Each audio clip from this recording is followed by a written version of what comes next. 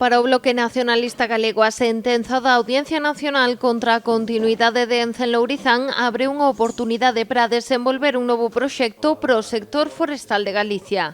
E diante desta situación, a Xunta non pode poñerse de perfil, e menos poñerse de fronte.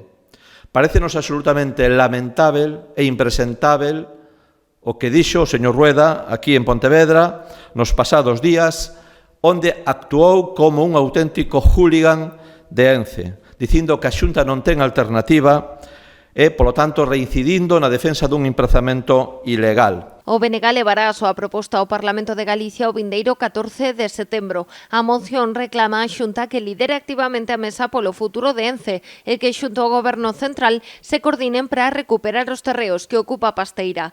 Pero a proposta central é a creación dun consorcio público-privado pro futuro do sector forestal. Un complexo industrial con participación pública e tamén con participación do sector forestal galego, por certo, non é nada novo, xa existe nos países nórdicos, e este consorcio, este complexo industrial, pode facerse, desde logo, con Ence ou sen Ence. Ence non é imprescindible nesta ecuación. Poden estar como impulsores deste gran proxecto a Xunta e o sector forestal galego, que ten moito que decir. Un proxecto ambicioso que creen dende o BNG se podería levar adiante con fondos públicos, tanto europeos como estatais e autonómicos, e confían en que xere máis riqueza e postos de traballo. E este complexo industrial ten que incluir tres elementos.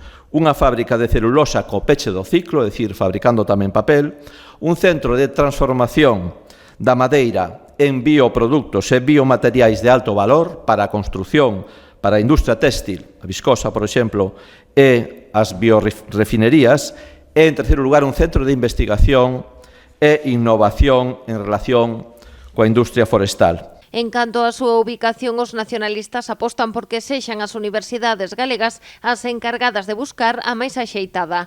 Ante a postura da Xunta de Galicia, que defende que non hai alternativa a Lourizán, Bará acusounos de ser hooligans da empresa. A Xunta do Partido Popular demostrou estar completamente sometida aos dictados e aos intereses de Ence e por iso replican como papagaios o que di a empresa.